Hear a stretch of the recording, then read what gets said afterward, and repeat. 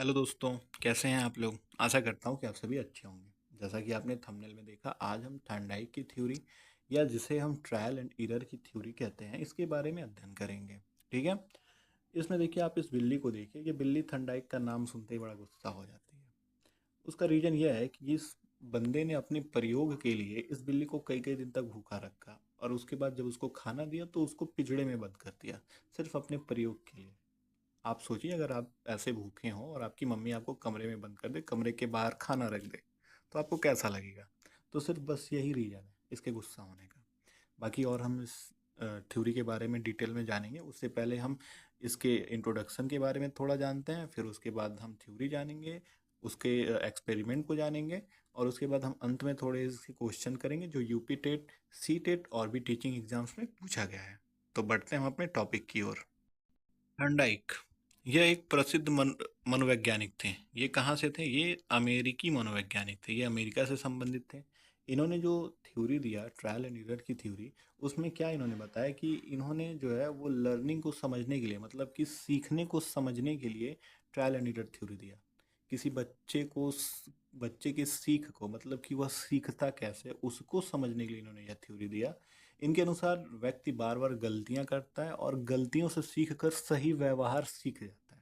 मतलब पहले वो गलती करेगा और उसके बाद धीरे धीरे उसी गलती से वह सही व्यवहार सीख जाता है।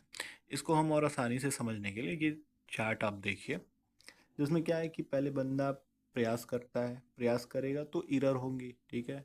आप अगर कुछ प्रयास करते हैं, मान लीजिए कि आप नौकरी पाने के लिए पढ़ाई कर रहे हैं, आप फर्स्ट अटेम्प्ट में कभी नहीं कर पाते, तो इसका मतलब ये नहीं कि आपको नहीं मिलेगा। आप सेकेंड अटेम्प्ट ट्राई करिए, सेकेंड नहीं होता थर्ड करिए, लेकिन प्रयास आप करिए।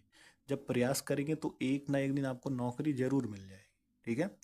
तो बढ़ते हैं हम आगे। इसमें देखिए क्या है, आपको दो टर्म हमेशा देखने को मिलेगा इस थ्योरी में। एक है स्टिम्यूलस और एक आता है रिस्पॉन्स। स्टिम्यूलस मछली है। बिल्ली के सामने जब बिल्ली भूखी थी और वो पिंजड़े में बंद थी, तो उसके सामने एक उद्दीपक या उद्दीपन के रूप में मछली रखा गया। और जब मछली वो देखी तो वो क्रिया करने लगी, उछल कूद करने लगी। तो ये दोनों, जो स्टिम्यूलस है और रिस्पॉन्स में एक संबंध है कि इस स्टिम्यूलस को देख के बिल्ली रिस्पॉन्स करती है। तो इस संबंध को, इस कनेक्शन को हम संबंधवाद थ्योरी भी कहते हैं। इस प्रयोग को हम संबंधवाद थ्योरी या संबंधवाद सिद्धांत भी कहते हैं। ठीक है। अब इससे कुछ प्रश्न पूछे गए यूपी टेट में कि फर्स्ट एजुकेशनल साइकोलॉजिस्ट कौन थे। तो ये कौन था? आपके थॉर्नडाइक, यही बिल्ली वाले। और इनकी पुस्तक एजुकेशनल साइकोलॉजी, जो कि काफ़ी फेमस है और पूछी भी जाती है कि एजुकेशनल साइकोलॉजी किसकी पुस्तक है। तो कौन थे, किसकी पुस्तक है? थॉर्नडाइक की पुस्तक है। देखिए, यह सिद्धांत व्यवहारवादी दृष्टिकोण पर आधारित है। इसमें क्या होता है कि बिल्ली के व्यवहार का ही तो अध्ययन किया जाता है। तो किस पे आधारित है ये? व्यवहारवादी दृष्टिकोण पर। ठीक है। तो आइए हम बढ़ते हैं प्रयोग की ओर, जानते हैं थॉर्नडाइक का एक्सपेरिमेंट। बिल्ली पर किया गया पजल बॉक्स प्रयोग। ठीक है। इसमें क्या होता है कि एक पिंजड़ा होता है और पिंजड़े में बिल्ली को कैद कर दिया जाता है। पिंजड़े में दो तीन लीवर लगे होते हैं, जिसमें से एक लीवर ऐसा होता है जिसको दबाने से पिंजड़े का दरवाज़ा खुल जाता है। पिंजड़े के बाहर बिल्ली के क्रिया करने के लिए एक मछली रख दिया जाता है, जिसको स्टिम्युलस कहा जाता है। अब मछली को देख के जो बिल्ली थी, भूखी बिल्ली, वो पिंजड़े में उछल कूद करने लगी। उछल कूद करने से उसका पैर कभी कभी लीवर पे पड़ जाता था। तो जब सही लीवर पे पैर पड़ा तो पिंजड़े का दरवाज़ा खुल गया, और पिंजड़े का दरवाज़ा खुला तो वो मछली को, वो बाहर आई और मछली को खा ली। इससे क्या हुआ कि अगले दिन फिर थॉर्नडाइक ने यही काम किया। तो ऐसे करते करते एक समय ऐसा आया कि बिल्ली को पिंजड़ा खोलने के लिए बहुत ज़्यादा रिस्पॉन्स देने की ज़रूरत नहीं पड़ती थी। वो जान गई कि उस लीवर पे पैर पड़ने से पिंजड़ा खुल जाता था, तो वो उस लीवर पे पैर डालती थी और पिंजड़ा खुल जाता था और वो बाहर निकल के मछली खा लेती थी। तो यह चीज़ हमें क्या सिखाता है? यह हमें बताता है कि जब हम प्रयास करेंगे तो त्रुटियां होंगी, लेकिन अंत में हम अपने लक्ष्य तक, जो बिल्ली का लक्ष्य था मछली, वहां तक हम पहुंच जाएंगे। ठीक है। तो ये था इनका प्रयोग। इसी प्रयोग पर आधारित थॉर्नडाइक ने कुछ नियम दिए, जिसको हम दो तरह से डिवाइड करते हैं। आइए हम उस नियम की ओर चलते हैं। थॉर्नडाइक लॉज, यह दो तरह के होते हैं, प्राइमरी लॉ और सेकेंडरी लॉ। प्राइमरी लॉ में तीन तरह के होते हैं। पहला लॉ ऑफ रेडीनेस, जिसको हम तत्परता का सिद्धांत कहते हैं। दूसरा लॉ ऑफ एक्सरसाइज, जिसको हम अभ्यास का सिद्धांत कहते हैं। और तीसरा लॉ ऑफ इफेक्ट, जिसको हम प्रभाव का सिद्धांत कहते हैं। इसके बाद सेकेंडरी में इन्होंने 5 तरह के नियम दिए, ठीक है, जिसमें मल्टीपल रिस्पॉन्स, बहुअनुक्रिया का सिद्धांत, मेंटल सेट, मानसिक स्थिति का सिद्धांत, पार्शियल एक्टिविटी या आंशिक क्रिया का सिद्धांत, और एसिमिलेशन या आत्मसातीकरण का सिद्धांत, और एसोसिएटिव शिफ्टिंग जिसको सहचर्य परिवर्तन का सिद्धांत कहते हैं। आइए हम इसको एक एक करके डिटेल में समझते हैं। तो हम देखते हैं प्राइमरी लॉ। प्राइमरी लॉ में 3 तरह के होता है, 3 तरह की लॉज होते हैं, जैसा कि आपने देखा लॉ ऑफ एक्सरसाइज। इसमें क्या होता है कि यह नियम यह बताता है कि किसी काम को हम जितना अभ्यास करेंगे उसे उतना ही सीखेंगे, ठीक है। मतलब कि प्रैक्टिस, आप जितना प्रैक्टिस कर रहे हैं किसी भी काम को करने के लिए, अगर आप ज़्यादा से ज़्यादा प्रैक्टिस कर रहे हैं तो आप जल्दी से जल्दी और ज़्यादा से ज़्यादा सीखेंगे, ठीक है। तत्परता, लॉ ऑफ रेडीनेस, यह नियम यह बताता है कि किसी काम को करने के लिए हम जितने तत्पर रहेंगे उसे उतना जल्दी सीखेंगे। मतलब कि जैसे बिल्ली के केस में आप देखिए कि बिल्ली ने मछली देखा और मछली देख के वो तत्पर हो गई कि वो जल्दी से वो कुछ ऐसा करे कि पिंजड़ा खुले और वो जाके अपनी भूख को शांत करे, मछली को खाए, जिससे वो जल्दी सीख गई, ठीक है। तो लॉ ऑफ रेडीनेस यही बताता है कि आप जितने तत्पर रहेंगे उतना जल्दी सीखेंगे। लॉ ऑफ इफेक्ट देखते हैं। देखिए यह नियम यह बताता है कि यदि सीखना संतोषजनक हुआ, सेटिस्फाइड हुआ, तो सीखना तीव्र हो जाता है, मतलब कि तेज हो जाता है, और यदि सीखना असंतोषजनक हुआ तो सीखना संभव नहीं होता। थर्नडाइक ने इस नियम को पुरस्कार और दंड का महत्व दिया है। देखिए इसमें क्या होता है कि जैसे बिल्ली के सामने मछली रखी थी, अब बिल्ली उछल कूद करके रिस्पॉन्स दे के वो पिंजड़े का दरवाज़ा खोली और खोल के वो बाहर की मछली वो खा ली, तो वो उसके लिए क्या हुआ कि संतोषजनक रहा, उसने पुरस्कार के रूप में मछली पा लिया। लेकिन अगर यही होता है कि मछली उछल कूद करती और वो बाहर आती और उसको ये मछली नहीं मिलता, वो वैसे ही भूखे ही रह जाती, तो क्या वो अगले दिन से प्रयास करती? नहीं करती। तो वही कहा जा रहा है कि अगर सीखना संतोषजनक हुआ तो सीखना तेज हो जाएगा, और अगर असंतोषजनक हुआ तो सीखना संभव नहीं होगा, ठीक है। देखिए हमने प्राइमरी लॉ देखा, अब हम देखते हैं सेकेंडरी लॉ। देखिए इसमें क्या होता है कि बहुप्रतिक्रिया का नियम, पहला नियम लॉ ऑफ मल्टीपल रिस्पॉन्स। इसमें इस नियम के अनुसार हम नया कार्य सीखते समय अनेक प्रक्रिया एवं प्रयास करते हैं। जैसे बिल्ली ने कई सारे प्रयास किए, ठीक है, तब तो जाके लीवर पे उसका पैर पड़ा, तब पिंजरा खुला, उसके बाद उस कार्य को करने का सही विधि मालूम है, उसके बाद जब अगले दिन से उसको रखा गया तो वो थोड़ा कम प्रयास की, उसके बाद धीरे धीरे ऐसा टाइम आ गया कि बिल्ली डायरेक्ट लीवर पे पैर रखती थी और पिंजरे का दरवाज़ा खुल जाता था। तो इसका मतलब ये हुआ कि अगर हम किसी काम को बार बार करेंगे या कई बार करेंगे तो वह काम हमारे लिए और आसान हो जाएगा। दूसरा नियम यह कहता है कि लॉ ऑफ पार्शियल एक्शन या आंशिक क्रिया का नियम। इस नियम के अनुसार हम अपने कार्य को छोटे छोटे भागों में विभाजित करके करें तो वह अधिक शीघ्र और सरल हो जाता है। मतलब कि अगर कोई बड़ा काम है तो आप उसको छोटे छोटे पार्ट में डिवाइड कर दीजिए, उसके बाद उसको करेंगे तो आपके लिए वो आसान हो जाएगा और वो जल्दी हो जाएगा, ठीक है। और तीसरा है लॉ ऑफ असिमिलेशन, मतलब कि आत्मीकरण का नियम। इसमें क्या होता है कि आपके पास कोई पूर्व ज्ञान है और उसको आप अगर नवीन ज्ञान से जोड़ लेते हैं तो वह ज्ञान अस्थायी हो जाता है और इससे अधिगम सुगम और सरल हो जाता है। जैसे आपको साइकिल चलाने आती थी, आपने बाइक चलाना भी सीख लिया। कैसे सीखा? आपको पता था कि साइकिल कैसे बैलेंस करना था, बस वही सेम चीज़ आपने बाइक में लगाई और आप बाइक को भी बैलेंस कर लिए, जिससे आपको साइकिल और बाइक दोनों चलाने आ गया। अगला नियम मनोवृत्ति अभिवृत्ति का नियम या लॉ ऑफ डिस्पोजिशन।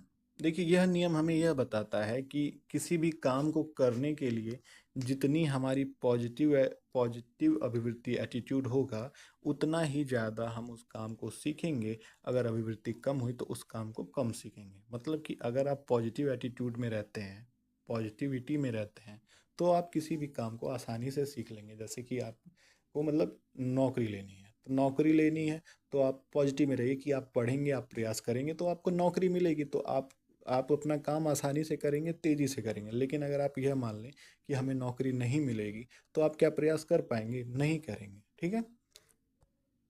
तो लॉ ऑफ डिस्पोजिशन या मनोवृत्ति या अभिवृत्ति का नियम हमें यही बताता है। इसके बाद अगला नियम है सहचर्य क्रिया का नियम या लॉ ऑफ एसोसिएटिव शिफ्टिंग। इस नियम का अभिप्राय है कि पहले की गई क्रिया को अन्य परिस्थिति में भी उसी प्रकार करना। मतलब कि आपने कोई काम पहले किया था और उसी के जैसा मिलता जुलता कोई काम आया आपके सामने, तो आप यह काम भी उसी तरह से हैंडल किए जैसे पहले उस काम को हैंडल करते थे, ठीक है। उम्मीद है कि आप लोगों को यह थ्योरी समझ में आई होगी। मैंने बहुत आसान भाषा में इसको समझाने का प्रयास किया है। इसकी कुछ कमियां भी हैं जिसको हम देखेंगे। देखिए, इसमें क्या है कि बच्चों के एरर्स उनके सीखने के प्रोसेस का एक पार्ट है। अगर हम सभी बच्चे को सिर्फ उसके एरर्स से सिखाएं तो इसमें एक तो बहुत टाइम लगेगा, और यह संभव नहीं है कि हर बच्चे को एरर कर करके गलतियां करा करा के उनसे सिखाई जाए। ठीक है। और दूसरा ये कहता है कि ये बच्चों की थिंकिंग को समझने में एक रिसोर्स का काम करती है। कैसे? इन्होंने तो प्रयोग अपना एक बिल्ली पे किया था, तो कैसे हम मान लें कि ये बच्चे के थिंकिंग को समझने का एक रिसोर्स का काम करते? इनके जो भी प्रयोग हुए थे वो मुख्यतः जानवरों पे ही हुए थे। ठीक है। तो इस तरह से यह भी सही नहीं मानी जा सकती। और तीसरा, स्टूडेंट्स की एरर्स जो गलतियां हैं वो ये इंडिकेट करती हैं कि उन्हें यांत्रिक अभ्यास की ज़रूरत है। ये क्या बात हुई? अगर कोई बच्चा गलती कर रहा है तो यह ना समझा जाए कि वह गलती क्यों कर रहा है, वो उसको वही काम बार बार कराया जाए। तो इस तरीके से यह भी सही नहीं हुआ कि मतलब कोई बच्चा गलती कर रहा है तो उसको बार बार एक ही चीज़ कराया जाए कि तुम ये करो, ये यही करते रहो, यही करते रहो, धीरे धीरे तुम सीख जाओगे। ठीक है। तो आशा करता हूँ कि आपको यह थ्योरी समझ में आई होगी। मैंने बहुत आसान भाषा में इसको समझाने की कोशिश की है। बाकी अब इसके बाद हम इसके क्वेश्चंस की तरफ बढ़ते हैं जो कि मोस्ट इम्पॉर्टेंट है और इस थ्योरी से बार बार पूछे गए हैं। ठीक है। तो आइए हम करते हैं इसके क्वेश्चंस को। तो आपकी स्क्रीन पे ये रहा आपका पहला सवाल कि थर्नडाइक के अनुसार सीखने के मुख्य नियम कितने हैं। मतलब कि according to Thorndike how many main laws of learning are there. तो कितने थे? 3 थे। हमने देखा था कौन कौन से? Law of exercise, law of readiness और लॉ ऑफ इफेक्ट। ठीक है। तो 3 नियम हमने देखे थे। हम देखते हैं अपने अगले प्रश्न को। इसमें पूछता है कि थर्नडाइक के सिद्धांत को और किस नाम से जाना जाता है। तो किस नाम से जाना जाता है? तो इसके लिए हम देखते हैं शास्त्रीय अनुबंधन का सिद्धांत, जो कि है आपका किसका? पावलॉक का। किसका है? पावलॉक का। ऑपरेंट कंडीशनिंग थ्योरी या क्रिया प्रसूत अनुबंधन, जिसको हम किसका थ्योरी जानते हैं? हम स्कीनर की थ्योरी जानते हैं। ठीक है। और तीसरी थ्योरी आती है संबंधवाद का थ्योरी, संबंधवाद का सिद्ध थ्योरी या एसआर थ्योरी। एसआर किस थ्योरी में हमने पढ़ा? स्टिम्युलस और रिस्पॉन्स के बारे में किसमें पढ़ा? हमने पढ़ा थर्नडाइक की थ्योरी में पढ़ा। तो हम क्या जानते हैं कि थर्नडाइक की थ्योरी को और किस नाम से जानते हैं? संबंधवाद के नाम से जानते हैं, व्यवहारवाद के नाम से भी जानते हैं, संबंधवाद के नाम से भी जानते हैं, एसआर थ्योरी के नाम से भी जानते हैं। ठीक है। तो हम देखते हैं अपने अगले सवाल को। इसमें क्या है? कक्षा में गणित के सवाल को बार बार अभ्यास करना थर्नडाइक के किस नियम का अनुसरण करता है? क्या तत्परता का नियम है कि हम तत्पर होकर गणित का सवाल लगाते हैं? क्या प्रभाव का नियम है? क्या अभ्यास का नियम है? क्या आत्मीकरण का नियम है? तो यह किसका नियम है? एक्सरसाइज, लॉ ऑफ एक्सरसाइज का नियम है। हम गणित के सवालों का बार बार अभ्यास करते हैं। देखिए इस सवाल में इसका जवाब छिपा हुआ है। क्या करते हैं? बार बार अभ्यास करते हैं। तो ये थर्नडाइक का अभ्यास का नियम लॉ ऑफ एक्सरसाइज से संबंधित है। ठीक है। देखिए अगला सवाल पूछता है कि थर्नडाइक ने सीखने के कितने गौड़ या सेकेंडरी नियम दिए। तो कितने दिए थे? हमने देखा था कि 5 नियम दिए थे। कौन कौन से? लॉ ऑफ मल्टीपल रिस्पॉन्स, जिसमें कई बार काम मतलब कई बार अभ्यास करके काम को किया जाता है। उसके बाद दूसरा था लॉ ऑफ पार्शियल एक्शन, जिसमें किसी भी काम को छोटे छोटे भागों में बांट कर किया जाता है, जिससे हमारे लिए वो काम आसान हो जाता है। और तीसरा था लॉ ऑफ असिमिलेशन, जिसमें हम क्या पूर्व ज्ञान को अपने नए ज्ञान से जोड़ के अपने ज्ञान को अस्थायी बना लेते हैं। और उसके बाद चौथा क्या था? चौथा था लॉ ऑफ डिस्पोजिशन, जिसमें हम जितना पॉजिटिव एटीट्यूड से काम करेंगे उतना ही हम काम आसान करेंगे और जल्दी करेंगे। ठीक है। और चौथा था लॉ ऑफ एसोसिएटिव शिफ्टिंग। क्या था? Associative shifting. इसमें क्या है कि पुराने किए गए कार्य का जो ज्ञान है या जो सीखा है हमने, वही ज्ञान या वही सीख हम किसी नए काम में भी कर सकते हैं जो उससे संबंधित हो। ठीक है। तो कितने हैं? तो थर्नडाइक के सीखने के गौड़ के नियम कितने हैं? 5 हैं। ठीक है। देखिए मंद बुद्धि बालकों को सिखाने के लिए कौन सा सिद्धांत सबसे अधिक उपयोगी है? देखिए जो मंद बुद्धि के बालक होते हैं उनको सीखने में थोड़ी समस्या होती है, जिसके कारण वो थोड़ा धीमे सीख पाते हैं। तो धीमे सीख पाते हैं। अब धीमे सीख पाने का जो काम है वो इस सिद्धांत में होता है कि देखिए बिल्ली कई बार प्रयास करती है, कई बार प्रयास करती है, तब जाके वो कहीं सीख पाती है। तो इसलिए जो थर्नडाइक का ये प्रयत्न और भूल का सिद्धांत है, ये मंद बुद्धि के बालकों को सिखाने के लिए सबसे अधिक उपयोगी मानी जाती है। ठीक है। उम्मीद है आपको समझ में आया होगा। हम अगला सवाल देखते हैं। इसमें पूछ रहा है कि थॉर्नडाइक का जो सिद्धांत था, ठीक है, इसमें एसआर, इसको एसआर थ्योरी क्यों कहा जाता है?